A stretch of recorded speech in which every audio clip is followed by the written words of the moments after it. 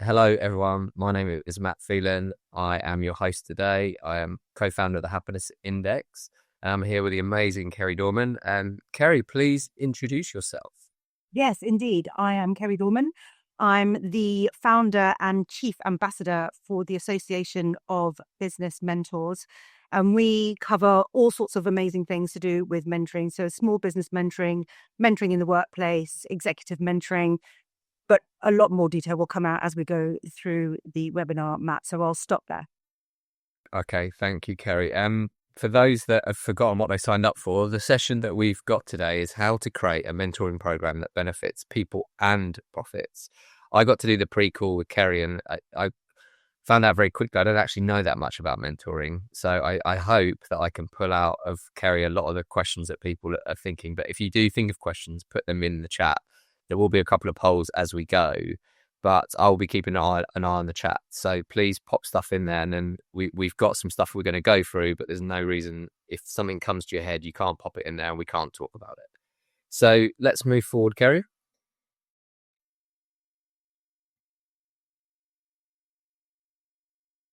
Kerrie's doing. Understand that me and IT aren't friends, and already I've come across my first hurdle. No worries.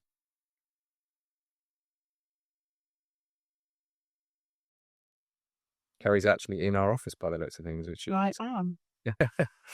So, everyone, I just wanted to introduce you to our model if you don't know it, and why we've asked Kerrie in today, because Kerrie actually came to our Happiness Index event in the autumn, and I was presenting these slides about how the Happiness Index is different in the fact that most engagement companies, what they really, when you actually drill into it, what they tend to be tracking is ENPS.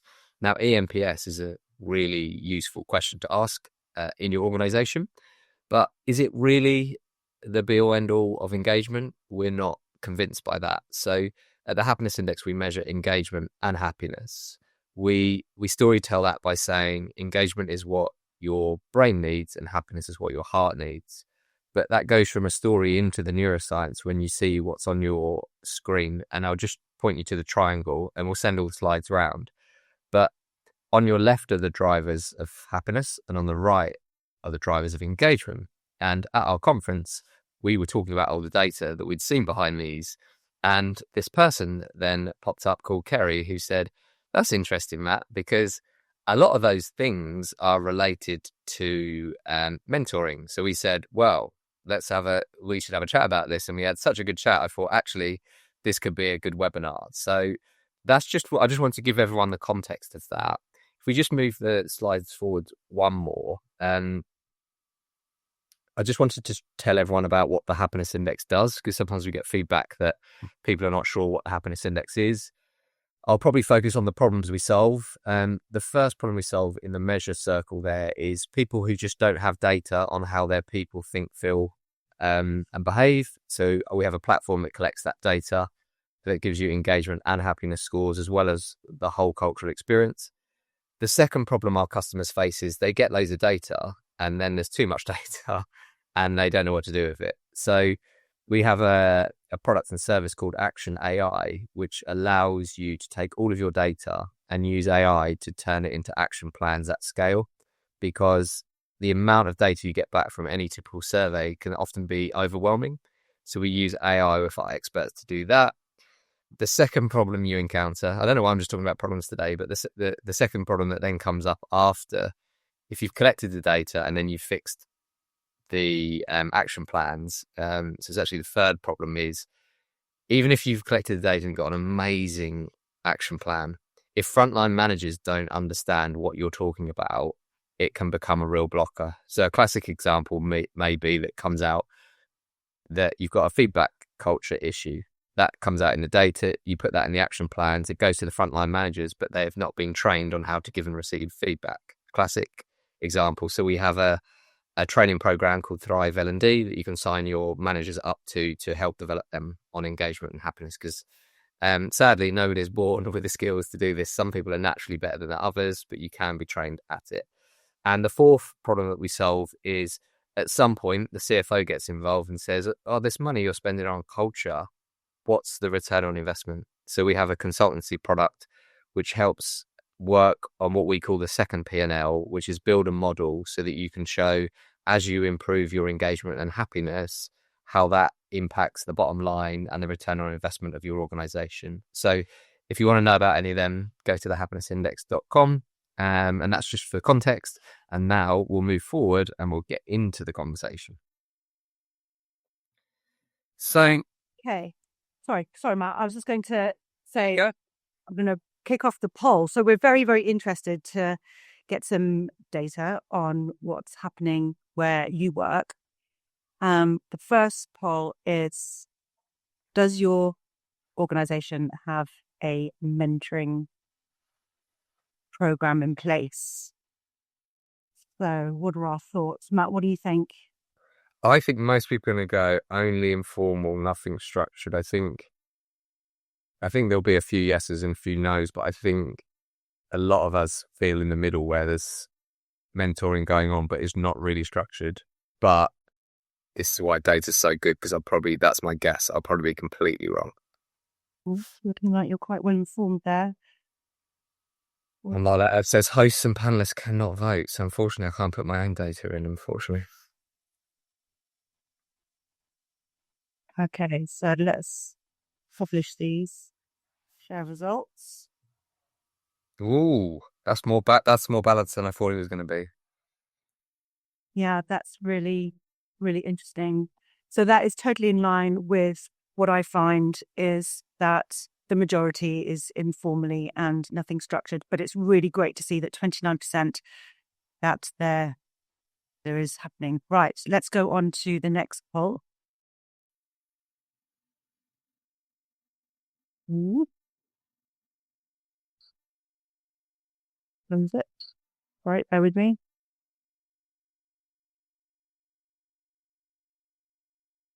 All right.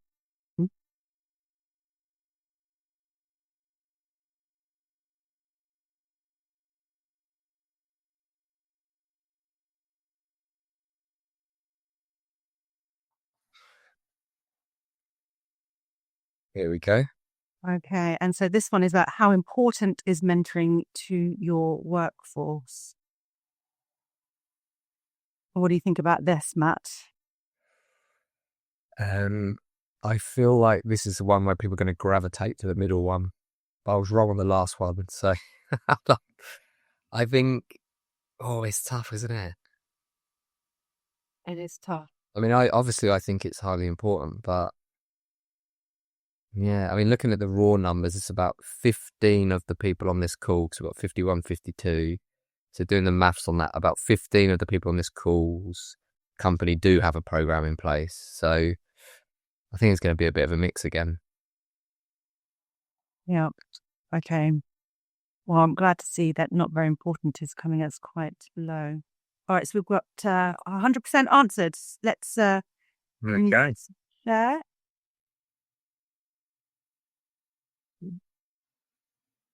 Yeah, not sure we've never been asked. That's a shame, but not surprising. Mostly important to junior employees. Interesting. Okay. Right. Fantastic. Okay, let's crack on, shall we? They are fascinating, those results, aren't they? Because the never been asked thing is so important, isn't it? Like how often it is, because people try and guess all day long what's important to employees, but the simplest thing is to ask them, like, what is important to you. So I think that's the main thing I took from that. Yeah. So on to the next slide, and this is what you helped me with, some mentoring jargon, because the first thing I was talking about is like, I got you to explain the difference between coaching and mentoring to me, and now we've got all of these. So take us through some of the mentoring jargon, please. Yes. Okay. So I'm actually going to kick off with the difference between coaching and mentoring, because it is a question that I am asked over and over and over again, and it's a very important question. So the key difference between mentoring and coaching is this: a mentor needs to have first-hand experience in the arena in which they are mentoring. So first-hand experience, and that enables them to draw upon their hindsight and have empathy for their mentee. Now, anybody can be a coach as long as they have the necessary qualifications, insurance, and they do supervision, which is a necessity in the coaching world. But it's more about coaching the person, whereas mentoring is coaching. Mentoring is all about the person in a certain situation, again, using their experience. So that's the key difference between those two. Now, these are all the wonderful initiatives that go on in mentoring. Reverse mentoring can be the same as reciprocal mentoring, but it's where a more junior person in an organization will mentor a more senior person. And there's a very quick story to this, which I need to share with you. It's Jack Welch. So he, in the 90s, he realized, and this is when IT was beginning to really take on and explode, and he realized that his board of directors, who were all white, grey-haired males, had absolutely no idea about what was going on in the new IT department. So he matched them all with a mentor from the IT department, and within 6 months he could see that their decision making and their discussion were so much more informed, and all the wonderful repercussions of that became really clear. So it was him who really who took on and championed reverse mentoring, and I love it, and I'll talk about a little bit more about examples of it in a sec. I had to Google Jack Welch. It's come up the chairman and CEO of General Electric. Is that the one we're talking about? Indeed, yes. Yeah, brilliant. Yep, that is him. And actually, he does a YouTube talk on this very topic, which is quite interesting. So traditional mentoring is where a more senior person, more experienced person will mentor a more junior, less experienced person. Flash mentoring, it's a bit of a new term. This is where a mentee will seek some mentoring from a mentor, but on a one-off basis. And it's normally about, it's actually come on with millennials, excuse me, who need information right now about something that they're working on right now. So it's flash. And so the long-term relationship that's typical of mentoring doesn't need to be nourished. Mentoring circles. So this is literally what it says on the tin. So mentoring circles are a very small group, typically 5, maximum 8, and they are facilitated by an experienced mentor. So it's not just a meeting, it is facilitated small groups of mentees who share a particular reason to engage in mentoring. And then we have executive mentoring. So this happens at an executive level. Normally an external mentor will come in and mentor executives, partners, at that sort of level. And then we have speed mentoring. So I'm not a great fan of speed mentoring, but it is a good way of being introduced to people who are after mentors and mentors who are able and free to mentee. But it's a bit like speed dating. I don't know if you've ever done that. But it's just quick, and it's more like an introduction to see if there's possibly the experience there. So that's the mentoring jargon that's floating around at the moment. Have you come across most of these, Matt? The two that the one that I think is not obviously the one I think is the most valuable is the reverse one. Yes. I do think the traditional one exists for a real reason and is still incredibly useful. The one that I didn't know and hadn't heard of, but I think I do without realizing, is the flash one. So sometimes the happiness index will encounter something that I'm not sure about, and that's kind of where I'll use LinkedIn. I might search out someone that is very knowledgeable in one specific area, and I may say, could I buy you a coffee and just tap into your experience on this? And then sometimes we may meet again, and I'm always trying to exchange value as well. I don't know if I've misinterpreted what flash is, but I think I'm doing that about. Is that what you'd say it is? Exactly that. Yeah. And I encourage other people to do that, because I think Flash can really help for personal development as well. And sometimes they evolve from Flash into traditional, where I might meet someone and then we form a longer term relationship because actually they're connected in more ways than I thought. But I think stuff like LinkedIn is so powerful, and I just think how incredible it is, because anyone you need to find in the world on a particular subject is on there, and all they can do to you is either ignore you or say no. So I always think you don't have anything to lose. What could happen, exactly. Yeah, no, I love that, the use of LinkedIn. Okay, we had a question here from Katie. Are mentoring circles also a bit like action learning sets, but with someone a bit more experience in a specific area facilitating? Yes, Katie, they are a little bit like that, exactly. The importance is that they're kept small and succinct, and that they are facilitated by somebody who has the necessary expertise. Right. Please post below if you've got if reverse or speed. Just out of that, I'm very interested if you've experienced it either, and whether your experience was good, positive, any insight. Pop in the chat, and we'll get to those later. Yes, absolutely. Okay, so I've got some benefits here for both the individual and an organization, and these are, so for the person, this is all feedback that we've collated from running mentoring programs in organizations. And it's such a wonderfully eclectic mix of feedback that we've received. But these are the ones that are key for me in order to know that a mentoring program is having an effect. Because one of my pet hates, Matt, I have to share with you, is that mentoring is seen as having a bit of a coffee and a chit chat. There's space for that, but not on formal mentoring programs where mentees are looking for a particular return. And so these ones are wonderful for me. A sense of belonging. Now, this was quite key during lockdown because we were all working in isolation, and the mentoring programs that were in place really helped break down that silo.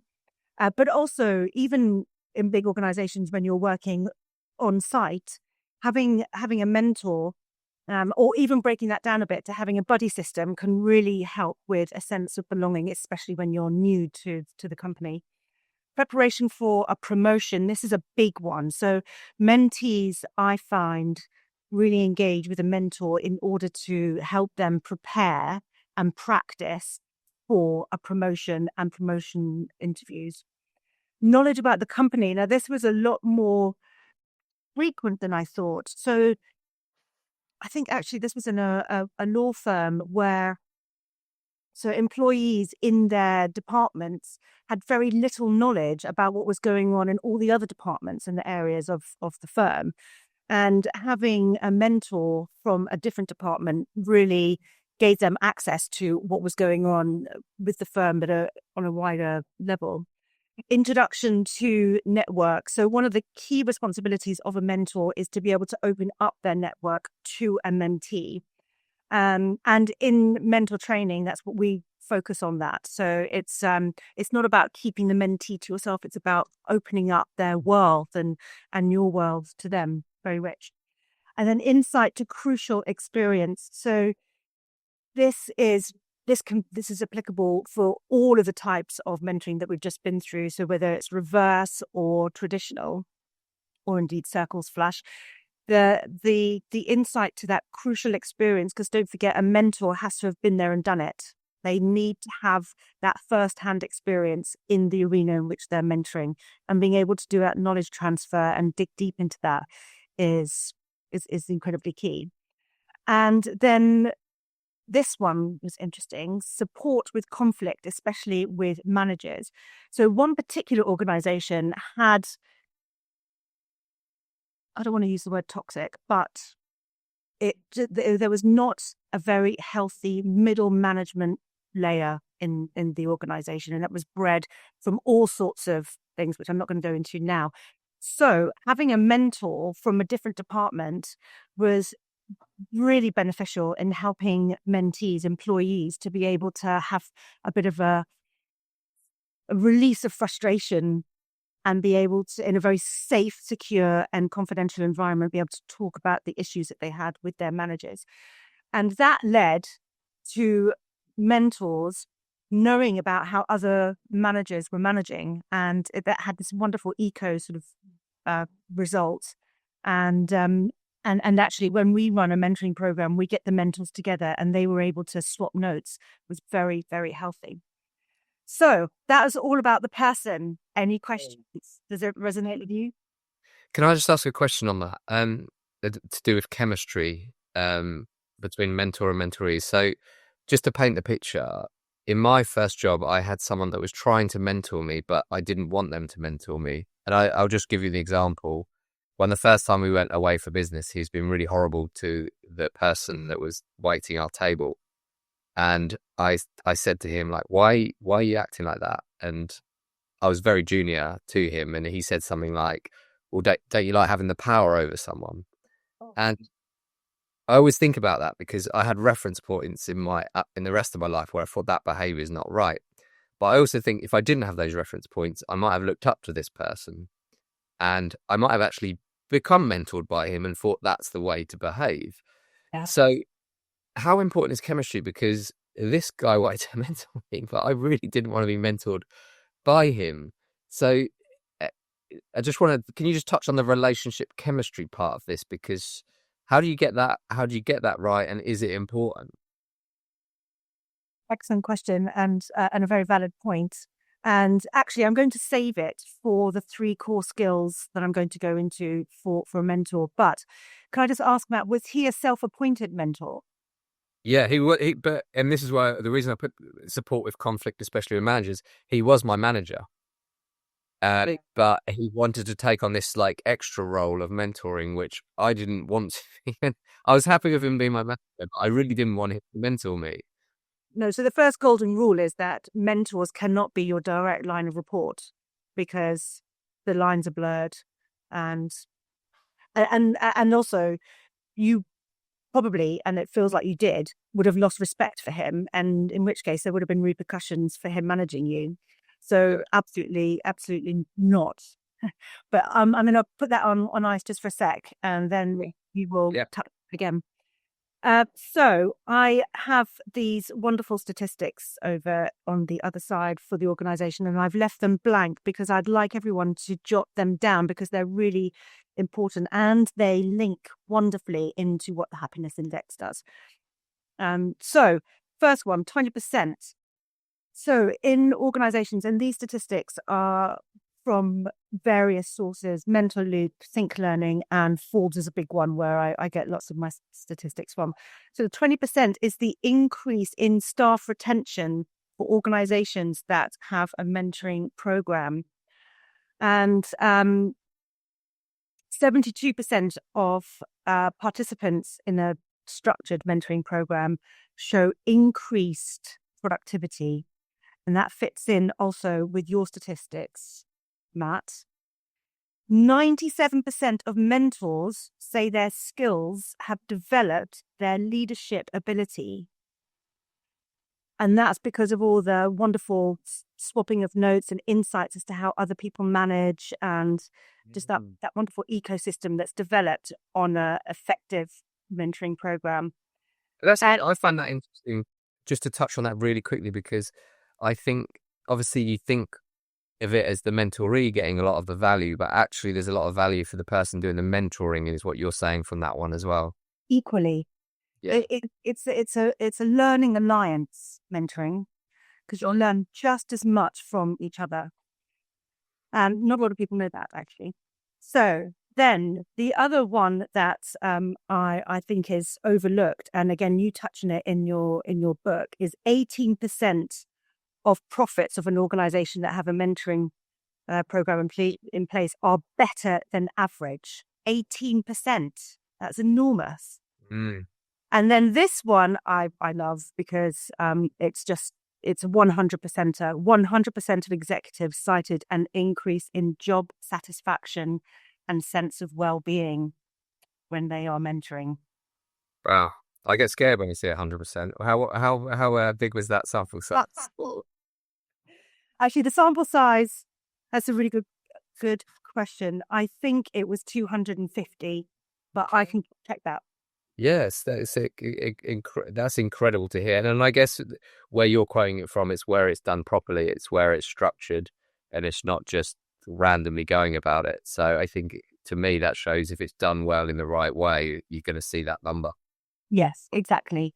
And so if it's, as you say, done well and in the right way, then there are core skills to be learned first before a program an initiative is kicked off. And I'm going to touch on the first three. Just before though, I've got one last statistic that came from Forbes, and they did a piece of research about 4 years ago, and they came up with the fact that no one is too senior to have a mentor. Love that. I love it too. Yeah. Okay, let's move on. How are we doing? Just so you know, Olivia Farrer has asked if the slides are going to be shared. David from the Happiness Index will make sure they're shared with everyone. And for though, if anyone is leaving, this is recorded, so it will be shared afterwards. So, absolutely, and I'm totally available to have a discussion, chat, email if there was anything that was unclear. Now, I have a little challenge for our participants. There is something on the next 3 slides that warrants a question, an awareness question, and whoever gets that question right is going to receive a complimentary book, which is called The Mentoring Manual by Julie Starr. It's my Bible, and so it's an awareness question that I'm after. Okay, first core skill is awareness. I have a big thing about awareness. And the thing is that the core competency that links with awareness is awareness of self. So we need to be very self-aware when we're mentoring. We need to be aware of our mentee, how they're feeling, where they're coming from, what they want from a mentoring relationship, and awareness of environment. And now that is not just the room that you're sitting in, but where the mentee is in terms of their position in the firm and their own environment within the workplace and at large. So awareness. And we go in training, we talk about it quite substantially because unfortunately there is an inherent lack of awareness all over the place. I mean, somebody might be amazingly aware about their mentee, but completely unaware as to how they are coming across. So that is the reason. Awareness of self, mentee, and the environment. Okay, the next one is, now this is listening. And Matt, I know you will resonate with this because your mother was a great listener, wasn't she? yes, she is. Absolutely. And she still is. Yes, indeed. So I loved reading that about you and your mum in the book. So listening is so important. Obviously, we all know this, but I'm just going to touch on the 3 levels of listening, and hopefully they will resonate with everybody who's listening. So the first level is passive listening. So this is where we can be working away, listening to the radio, perhaps singing along, maybe eavesdropping on someone else's conversation, depending on where you are. So that's passive listening. Then we have active listening, which is hopefully where you are all right now. You're actively listening to what I say and you're resonating with the content that I'm sharing with you. Then we have global listening. And this is tough. This is where you completely obliterate everything else that's going on. You can't hear the air conditioning. You can't hear aeroplanes. You're not listening to the radio. You are globally listening to the person who is talking to you, who you're engaged with, and you are also processing what you're going to do with the information that they are sharing with you. It's tough. I challenge everyone to give it a go and see. And I learnt a lot from a coach actually called Jan Lonan, and she was the one who introduced me to global listening. And she came up with the fact that she could only do it. She's a top coach. She could only engage in global listening for a maximum of 15 minutes. And that's how tricky it is. That's fascinating. You know, when people say, I don't listen to reply, listen to understand, where would you fit that in? Because I always think that's such good advice, isn't it? That just listen to understand what the person's saying, not listen to reply. And it happens to all of us in meetings, doesn't it? Where we think this person's talking, I think that like, I'm going to need to reply to what they're saying, rather than actually let's just listen to their words and try and understand what they're saying. Where would that fit into this structure? Active upwards, really. Well, in all of them. And we should never be listening in order to reply. We should be listening to understand. And that's one of the key points about listening. And I think that whole need to listen to reply comes from a point of insecurity, actually, that if we're just secure and listening to what somebody else has to say, and then this leads me beautifully on to my next, is to be curious. Listen to be curious. And this is quite a skill, actually. And I again lay down a bit of a challenge to everybody to think about how curious they are. And very sadly, there is I wrote a column on this. It's about curiosity, why curiosity matters. And then I picked up all the content from Harvard Business Review, and they did a bit of research that proved that curiosity is dumbed down in the workplace because it leads to innovation, and the perception of innovation is that it wastes time, which is really sad, because innovation leads to growth, and this feeds in as well to the 8 drivers at the happiness index. And it's just a real shame. There are workplaces should be encouraging curiosity in order to grow and be innovative and to share. Does that resonate with you, Mark? It does, and I just want to bring Lisa Hemming's comment in on it, because I think there's a really good learning point here. And I'm a youth football coach. I coach my daughter's football team, and Lisa's put a point that I definitely resonate with, which is children are brilliant at pointing out if you dare to listen to reply rather than listen to understand. They spot it immediately, and I definitely resonate with that, because in football you're trying to coach, you're trying to impart certain tactical knowledge and so on at the same time as mentoring and all the other elements. And sometimes you do just want the team to be quiet so you can get your tactical plan out, but they spot it immediately if they don't have that. So I think, I just wanted to bring Lisa's comment into there, which I think is we can learn a lot from children, can't we? Oh, absolutely. I do every day. Yes, but that's great. I love that comment. Thank you, Lisa. But I just wanted to make one more point about being curious, and that is that a lot of people are afraid to ask questions for the fear of looking inadequate or silly or stupid. And actually that whole saying that there's no such thing as a stupid question is absolutely true. Actually, I did a bit of research on this. There is a case that there is a stupid question, and that is if you're asking somebody a question to make them look silly. That is when you have it, but only then.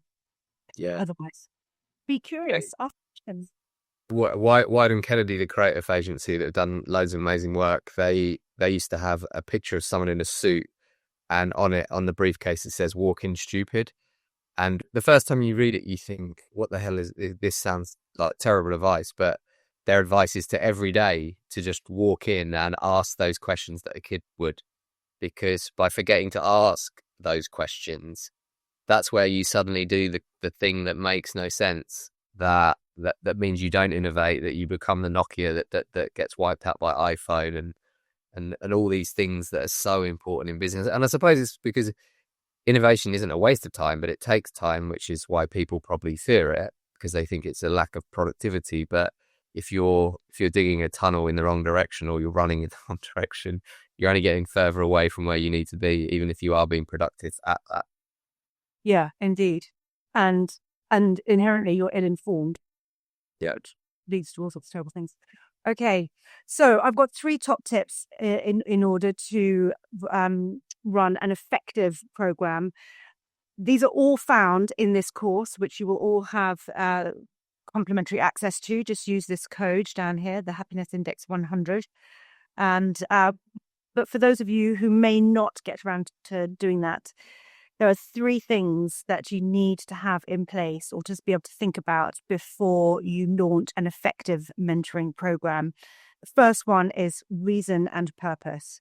Why is the initiative being kicked off? What's it doing? The second one is to design it so that it is delivering on the why and provide support in terms of training and skills to both mentors and mentees.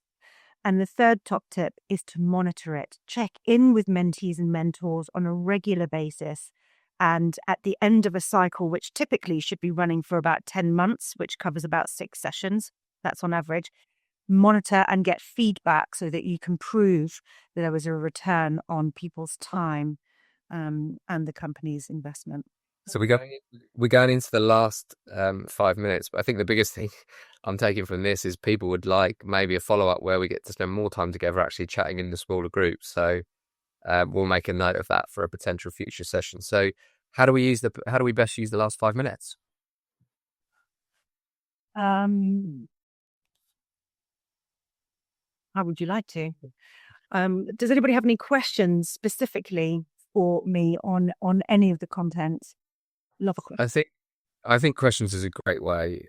I think there's one question that I'll ask you, Kerrie, that whilst everyone else is putting them in, if they have questions, if you had a magic wand and you could use it tomorrow to make mentoring work really well in businesses, like what's the one thing that you would wave it at to make it work really well? Great question. I would use it to increase people's curiosity about how mentoring becomes effective. Because unfortunately, there are so many initiatives out there that are literally tick box exercises. And it makes me feel really sad because it's highly detrimental to the mentoring brand because it's just not done effectively. There's lots of frustration out there because of that. So if I could increase everybody's awareness of what an effective mentoring program looks like and what a mentee and mentor could gain from that, from an effective relationship, then that's how I'd use my wand. Yeah. We haven't any questions come through yet, but I think if we don't, I think Tim has kind of summed up an incredible point from today, which is retain curiosity from childhood into adulthood. So I know from your LinkedIn, Kerrie, that you're a mother whose son played for England A this weekend. Good research, Matt. And it looked like they won. Unfortunately, they were playing against Ireland, who I would have been supporting against England, but talk about another day. But as let's bring in your skills as a parent here. How did we do that? How do we retain curiosity from childhood into adulthood? Because it looks like from the age of this young chap I can see here, he's on the cusp of becoming an adult himself. He is. Well, he is 23. He's already there. So that's a great question. And it relates to questioning. So I had a little game throughout the time that they were growing up that they weren't allowed to leave the table when we had guests until they asked 3 questions of the guest that they didn't know about them. And so I encouraged curiosity throughout their childhood, really, and right up until they were 18. And so they were very accustomed and felt comfortable asking questions. Yeah. Love that. Lisa's put a point in that I think we should catch up before we go. I'll just read it out. My team would hugely benefit from mentoring, but they are notoriously introverted and will absolutely not run towards putting their hands up to engage with this. What can I do? I mean, this is a brilliant question because we see this across a lot of things that we know are good for us. And this introvert point comes up quite a lot. How do we make mentoring inclusive is my question. So the answer to that is breaking down the perception of what it is. And I think that a lot of mentoring is linked to ego. And when I'm talking about the inclusivity point of mentoring is that there is a mentor out there for everybody. And there are so many introverts who make wonderful wonderful mentors. And I think just increasing that awareness again about that and breaking down the barriers. Ego is just one, but it's talking about it, Lisa, which I'll be very happy to come and do actually to your team. Oh, what a great offer. Make sure you get in touch. Carry on. Kerrie, I've got one quite sci-fi question for us to finish on. Oh, yes. You're going to go back in time to your 18-year-old self, and you've been appointed that your 18-year-old self's mentor. I don't know whether your 18-year-old self knows whether it's you or not, but what sort of mentoring did that 18-year-old Kerrie, what would they have benefited from? So much. If I'd had a mentor when I was 18, I would have not made so many ridiculous choices in my life. And so I think hopefully my mentor to my 18-year-old self would realize that I am very quick to jump in and make rash decisions and then bear the consequences afterwards. Hopefully that mentor would have made me look at the decisions that I was making and question them and make me look at all the other options that were on the table. So, and I actually really wish that I'd had a mentor when I was 18. I could have benefited massively in personal and business life. Wow, Kerrie Dorman, this has been an amazing session. I'm Matt Phelan. Please connect with us on LinkedIn or go to index.com if you want to find out about our services. Kerrie, what's the last message from you for people that want to get in touch? Oh, please feel free to get in touch with me. Anyway, I just want to chat mentoring. I can do it all day. So yeah, link with me. My number's all over our website. Don't hesitate. And thank you for having me. Well, you've been amazing, and thank you for everyone that took time to come along. And if you're watching it up on Catch Up, I hope you enjoyed it. And I think we'll get our creative hats on how we could potentially do some kind of these circles together at a follow-up event. So I'll speak to David about that. But thank you, everyone.